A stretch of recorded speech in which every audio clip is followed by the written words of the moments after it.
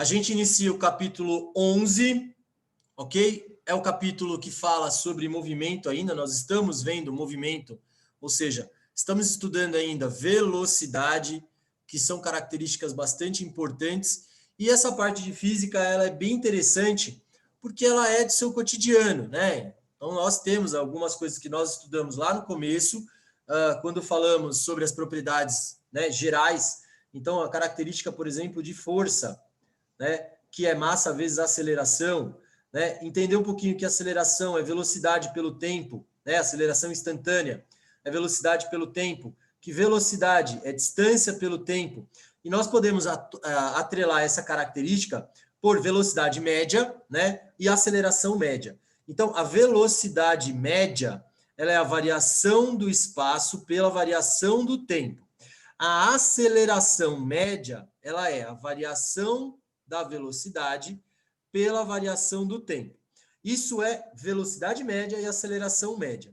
No caso, média de velocidade é a soma das velocidades pelo total das minhas velocidades. Então, nós fazemos a média da velocidade. Por exemplo, eu tenho lá um indivíduo que estava a 20 metros por segundo, depois ele foi a 30 metros por segundo, depois ele foi a 40 metros por segundo. Essa característica, você vai fazer o quê? Somar as três velocidades, 20, 30 e 40, que vai me dar 90, por exemplo, e vai dividir por 3, que vai me dar uma média de velocidade de 30 metros por segundo. Agora, se eu virar e falar, eu quero saber a minha velocidade média, ela é a variação total do espaço pela variação do tempo. Então, essa é uma característica bastante diferente. Vocês têm que ter bastante atenção em relação a isso. Média de velocidade, média de aceleração são diferentes de velocidade média, tá? De velocidade média e de aceleração média. Agora, tem um detalhe importante. Toda característica de velocidade, ela está altamente atrelada a uma condição chamada atrito. Então, nós temos vários tipos de atrito. Nós temos o atrito, que é, por exemplo, com o ar. Então, seu pai está dirigindo seu carro, né? Está lá dirigindo o carro tranquilão na sua vida. E ele está acelerando. Quando ele para de acelerar, quando ele tira o pé do acelerador, o que acontece? Automaticamente, duas forças atuam sobre ele. A primeira é a gravidade, porque o carro é mais pesado, então ele vai começar a perder velocidade. Então, a primeira é a gravidade. A segunda é o contato entre a roda, o pneu, né? O pneu e o solo, que vai gerar para mim o que a gente chama de força de atrito. Então, o atrito ele é um fundamento básico para a redução, né, de uma velocidade. Você está, por exemplo, pulando de paraquedas. Você vai pular de paraquedas e aí você tem lá, você abre os braços e aí você tem um atrito que reduz a sua velocidade, que é o atrito com o ar. Quando você joga alguma coisa, né, por exemplo, uma bala de canhão, você tem lá uma bala de canhão. Ao você lançar uma bala de canhão, ela vai gerar uma curvatura que a gente chama de parábola, tá? Onde você chega num ponto máximo, que é onde a velocidade se inverte, e a bola, né, o projétil que a gente fala, o projétil ele vai reduzir a velocidade exatamente por causa da força de atrito. Então, o atrito ele tem um fundamento básico, que é o contato entre dois corpos. Esse atrito ele pode ser um atrito hidrostático, tá? Por exemplo, a água reduz a velocidade, né? Quando você tem. E você pode ter o atrito que a gente chama de dinâmico, que é o nosso atrito normal, quando você está andando. É muito louco porque o atrito ele está ligado, né, à força. Então, quando você aplica uma força, isso é muito louco, eu acho isso muito legal, prestem bastante atenção nisso. Quando você está andando para frente, você está empurrando o chão para trás. Quando você está, por exemplo, quando você vai comprar um tênis e você fala, eu quero um tênis de corrida. O tênis de corrida ele precisa apresentar algumas características na sola que vão fazer com que você aplique uma força sobre o seu pé e empurre o seu corpo para frente. Isso faz com que o tênis empurre o seu corpo para trás, e por isso que você vai para frente. Então, quando você pega uma superfície que ela está ensaboada, ela está lisa, por exemplo, essa força de atrito ela vai acabar sendo reduzida. Então, por exemplo, eu já brinquei quando era criança, e na casa que eu morava, era o piso, tinha um piso que era de azulejo. E aí, o que a gente fazia? A gente pegava água, pegava sabão, né, misturava na água, deixava o sabão com bastante espuma e jogava. E aí a gente pegava e se jogava, né, deslizando pelo azulejo. Isso permitiu o quê? Uma camada. Gerava-se uma camada entre o meu corpo e o solo. Isso faz com que a água gere uma redução no atrito. Então a gente acabava deslizando.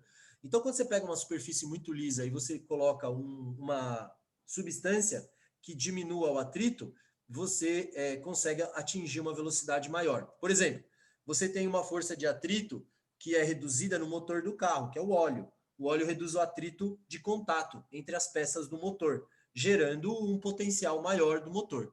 Então, quais são as forças de contato que nós temos, né? Quais são essas forças de contato? De atrito. O que a gente chama de normal, tá? O que é a força normal? Normal é uma força perpendicular. E aí vai entrar um pouco da matemática, né? De geometria. Eu tenho um objeto que está parado, por exemplo. Sobre ele atuam duas forças, a normal e a força gravitacional. E o objeto não sai do lugar. A força de tração. Quando você pega, por exemplo, o cabo de guerra, uma força de tração, porque você está usando um cabo para tensionar e deslocar um objeto, tá? Força centrípeta é a força que você segura um objeto em direção ao centro, como, por exemplo, um carro que faz uma curva. Força centrífuga é aquela que foge do centro numa circunferência, que é quando o carro perde o controle, tá? Então, para você vencer a força normal e a força da gravidade, que é o peso, né? Que é o peso do objeto, que é a relação entre a massa, né, do objeto, né, e a gravidade, a força, o peso e a força normal. Você consegue mexer o objeto quando a força que você aplica é maior que a soma da normal mais o peso. Então você se desloca exatamente nesse formato, quando a força que você aplica é maior que a normal e o peso. Então você tem planos horizontais onde você gera menos força, arrastar um móvel, puxar uma cadeira, entre outras características. Então, isso é para mim o que a gente chama de força de tração, tá? Então, essa é uma característica que estabelece para nós uma mudança no deslocamento do objeto, tá? Então, quando eu quero passar o meu objeto, né, de um lado para outro, eu aplico uma força. Essa força pode ser direta sobre o objeto, como, por exemplo, empurrar uma cadeira, como eu posso usar, por exemplo, uma corda para puxar, tá? A corda, ela permite para mim gerar mais tração com uma menor força aplicada, tá? Então, quando você está mudando o objeto, o atrito, ele vai impedir que o objeto saia do lugar. Isso tem a ver com a inércia. Então, a inércia, que é a manutenção de uma determinada característica, ou a gente fala que inércia é um objeto tende a permanecer em repouso ou em movimento sem que sobre ele atue uma força. Ou a gente fala que resiste ao movimento. Então, esses objetos, quando você quer aplicar uma força, você tem que somar. Então, por exemplo, eu apliquei uma força de 30 newtons. Newton é a unidade de força, tá? Mas eu tenho, por exemplo, um atrito de 5 newtons, uma força de resistência.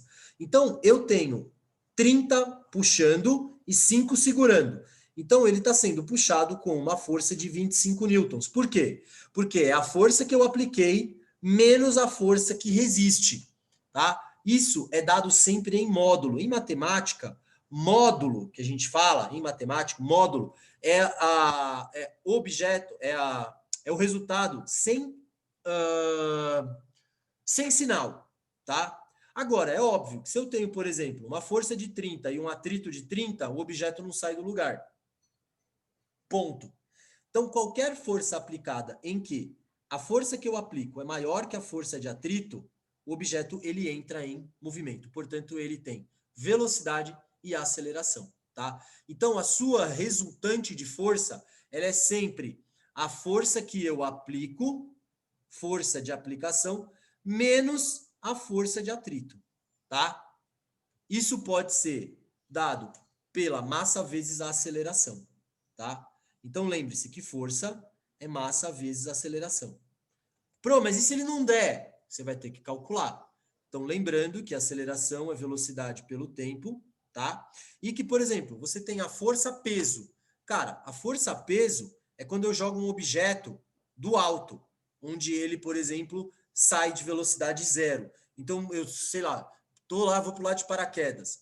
A força que é aplicada num objeto em paraquedas, que está sendo jogado, por exemplo, você, ou um objeto, ou uma bolinha jogada de uma certa altura, né?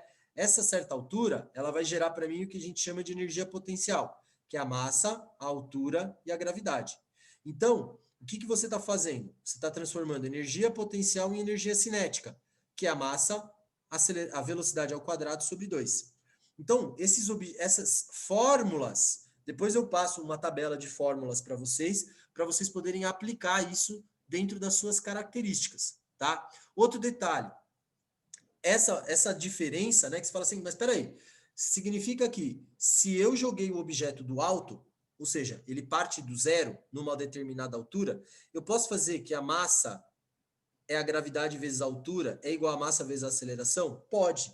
Isso é uma característica bastante importante. Você cancela as massas e fica a gravidade vezes a altura é igual a aceleração.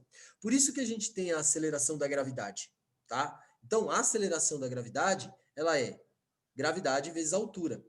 Ela não é nada mais do que a aplicação do potencial para a velocidade. Então, isso é o que a gente chama de força por aceleração. Então, quais são as fórmulas que atuam sobre essas características de atrito? É sempre força resultante que a gente fala. Então, a força resultante é a força de aplicação menos a força de atrito, tá? Agora, se eu apliquei 30 e tenho uma força de atrito de 30, tá? Eu vou ter zero. Então, a minha força resultante é zero. O objeto não sai do lugar. Toda vez que a força de aplicação for maior que a força de atrito, o objeto sai do lugar, tá? Então, isso é uma coisa que vocês precisam lembrar, tá? Então, essa é um princípio básico, que a gente chama de princípio básico da dinâmica.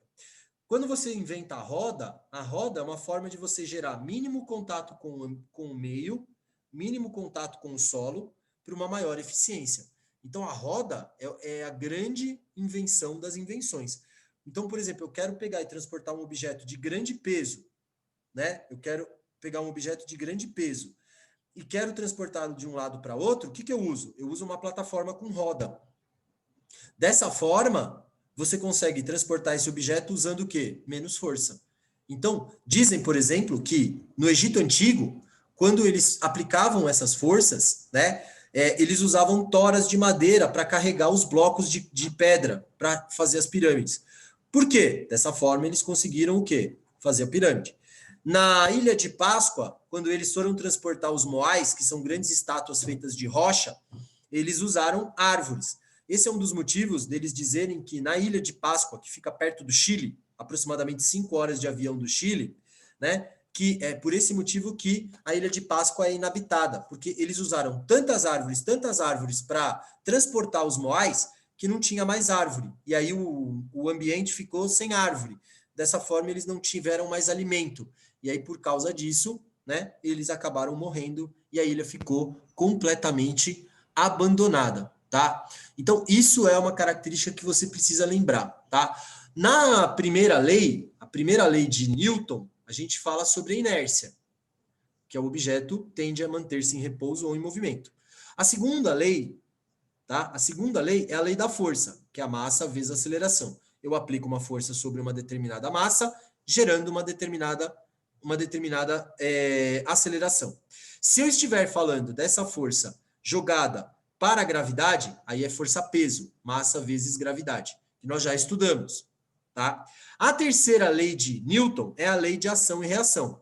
Para toda força, né, para toda ação corresponde a uma reação de mesma intensidade, porém com sentido e direção contrárias, tá? Isso é o princípio básico que nós temos em relação à dinâmica ou velocidade. beleza? Uma das formas que foi inventada para reduzir essa força, né? Para reduzir essa força, foram as polias. A polia, ela serve para dividir as forças, tá? O que é uma polia? Uma roldana. Você usa, por exemplo, para pendurar roupa no varal. Isso você pode aplicar mais peso, né? Você pode aplicar mais força, fazer menos força para levantar um objeto. Carrinho de supermercado é uma polia. Então você tem várias formas de atuar sobre essas características, ok? Tranquilo? Alguma pergunta? Não, né, galera? É bem tranquilo essa parte de aplicação de força, tá? O importante é que vocês, e aí aqui eu vou